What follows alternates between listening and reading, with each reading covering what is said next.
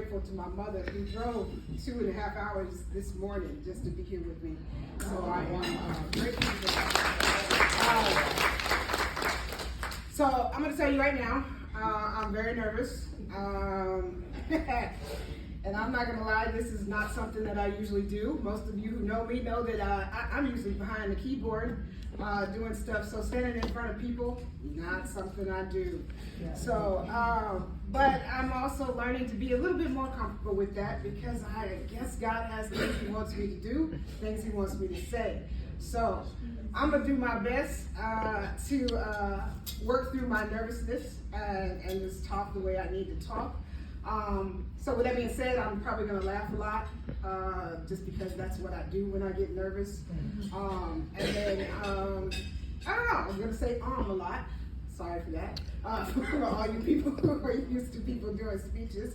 And then, but I believe I have a message that would be good for you guys. So, let the Lord bless you. So there's 3 points that I want you guys to take away from what I'm about to say about planting seeds of sisterhood. 1 is understanding, 2 is vulnerability, and 3 is mentoring. So I'm going to start right back where I was with the story I want to tell of one of the darkest moments of my life that was during my divorce. Sadly, or fortunately, however you guys want to look at it, I'm pretty sure there's some of y'all that know what that's like. It's a moment where you feel like you're dying, and that, you know, kind of the worst part of it is that that person isn't dead. They're still around, and they still, and you still see them. You know, you got that issue of you realize that you married the wrong man. Of course, that's another that's another conversation. But I was in my darkest moment, going through a divorce. At that time, I had 3 children, and my oldest daughter didn't actually want me to be in that marriage, so that's another story of something I had to deal with. But at the end of the day, I had a sister who was there with me, who held my hand and kept me sane. She helped me realize that I could live on, that life was worth living.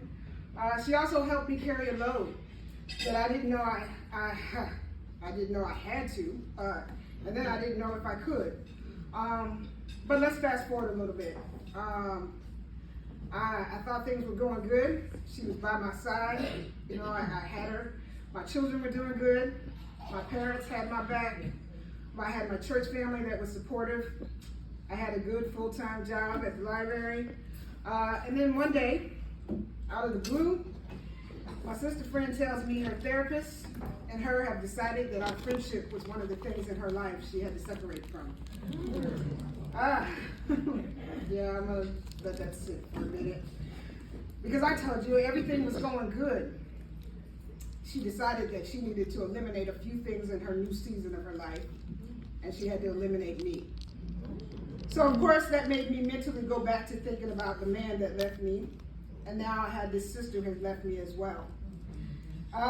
Sadly, I got to the point where I was begging her to come back so bad that she had to write me an email that I will never forget. She said, Gwen, friendships have seasons. I only wish the best for you and your family. That completely crushed me. So when I let her go, or when she let me go, however you want to look at that, I decided that I was just going to let everything go. So I stopped showing up for my kids. I stopped cleaning my house, and I pretty much stopped taking care of my body. But let me get to the first point I want to give you, and that would be understanding. Sisterhood is deeply rooted in understanding. It's about creating a bond where each of us feels truly recognized, heard, embraced for our authentic selves. It's about the quiet moments spent listening with an open heart, the empathy that blooms from generally stepping into another's shoes, and the willingness to grow by absorbing the rich tapestry of our combined experiences and views. This journey of understanding paves the way for compassion and respect to flourish. the very essence of what makes our connections profound and meaningful. When we acknowledge the battles we face, we're also honoring the unique backgrounds and stories we bring to the table. We're doing more than just building sisterhood. We're nurturing a sanctuary of support and admiration. It's a place where each and every person can laugh and share, have tears, have triumphs, celebrating getting closer, creating an unbreakable web of mutual respect and care. This is the heart of sisterhood. It's not just about being there for each other, it's about truly seeing and valuing one another in our most vulnerable moments. By committing to this path of understanding, we're not just coexisting, we're thriving together, hand in hand in a sisterhood that's resilient but tender. So let me keep going with my story. When life takes things away from you, God always has a way of adding something to you. Well, it was a season. And I've been told by people that people come into your life for a reason, a season, or a lifetime. So somewhere around January of last year, I had reached about 167 pounds and completely in a depressed mode. And my blood pressure was off the charts. And, I was thinking that, my children were just a part of my life, that, they were there for me to nurture them and teach them where to go.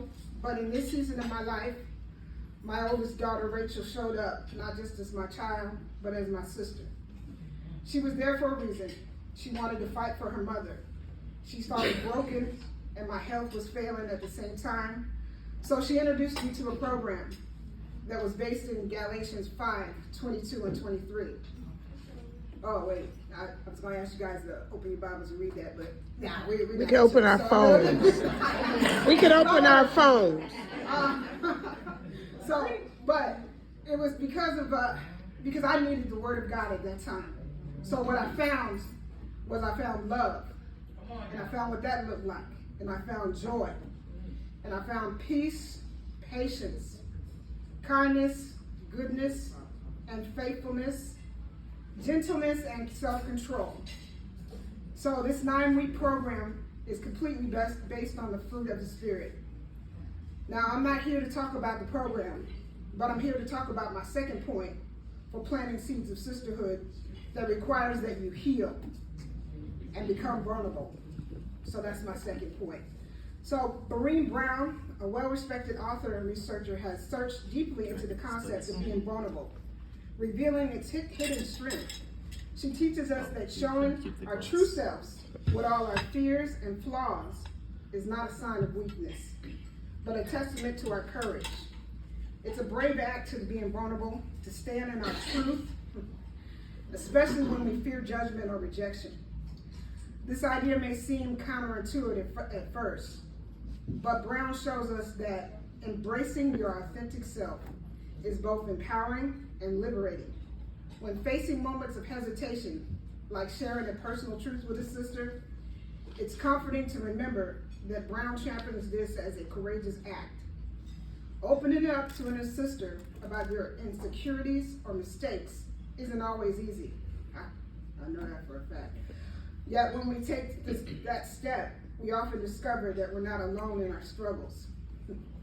Your sister might share her own stories of hardship or doubt, creating a bridge of mutual understanding and support. This exchange can deepen your bond, transforming shared vulnerabilities into pillars of strength within your relationship. It's through those moments of genuine connection that sisterhood are fortified, rooted in rich soil of honesty and truth. To be vulnerable, Brown suggests, is the foundation upon which lasting relationships are built. It's more about than just sharing secrets or admitting mistakes. It's about opening your heart and allowing others to see who you truly are. This level of openness can lead to profound connections and enduring bonds. So the next time you hesitate to share something personal with a sister, remember that it can transform, that there's a power of being transformed by being vulnerable. By embracing your true self and encouraging others to do the same, we foster a sense of belonging and support that can weather any storm. Now let me finish my story before Ms. Pitt says I gotta sit down. I embraced the 9-week program, and through that program I learned how to love and accept myself, to let go of the negative labels that I had let others put on me. I found a greater relationship with God. I learned more about sisterhood than I could from just being by myself. I learned what it meant to be a sister. See, my daughter now teaches this program, and I'm grateful for that. And I also have just been appointed the administrative director for the program. And so now I'm out here understanding that sisterhood may not be in my blood because I'm the oldest daughter of 3 brothers, so I don't have a sister. But I'm learning what it means. So I'm learning what that is.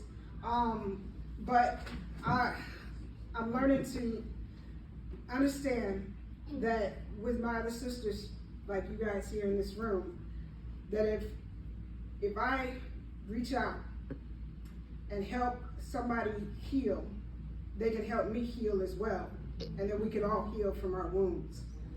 So my third point is mentoring. So we got to mentor. This wraps the bonds of sisterhood in a warm and wisdom-filled embrace, making it something deeply personal and an impact. It's about sharing those hard-earned nuggets of knowledge, those personal tales of triumphs and setbacks, and those insights that only come from walking the path yourself. This exchange isn't just about learning from someone who's been there before. It's about creating a space.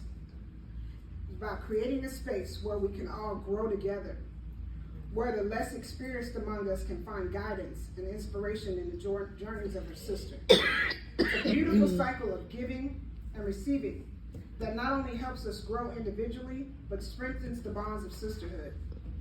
This mentorship is showing of wisdom and experience. It's about keeping the spirit of sisterhood alive and thriving. It ensures that the journey of one becomes the roadmap for another, turning individual successes and struggles into collective wisdom. So, yeah, I hope that I can get that from all the elders in here that can teach me all those things. It's about passing on the torch of knowledge and resilience, ensuring that legacy of sisterhood isn't just about where you've been, but where you're going together. It's a testament to the power of our connections, the depth of our commitment to each other's growth and happiness. So, embracing understanding, vulnerability, and mentoring is the core pillars of sisterhood. It isn't just about building a community, it's about nurturing a family. A family that's strong, resilient, deeply connected, not just by shared experience, but by unwavering support and love we offer each other. This is how we create a legacy of powerful, inspired women, ready to uplift one another and the world around us. By dedicating ourselves to these principles, we're not just enriching our lives, we're crafting a brighter, more inclusive future, the word is future, for every woman who joins our ranks, now and for generations to come. So in my closing, does sisterhood matter? Yes. Yes. Absolutely. Can sisterhood help you in your darkest moments? Yes. It did for me, so it definitely does. Can sisterhood put you in your darkest moments? Yes. It can. But today, I need you guys all to decide what kind of sister you're going to be, and just keep planting those seeds and watch the love grow. Yeah.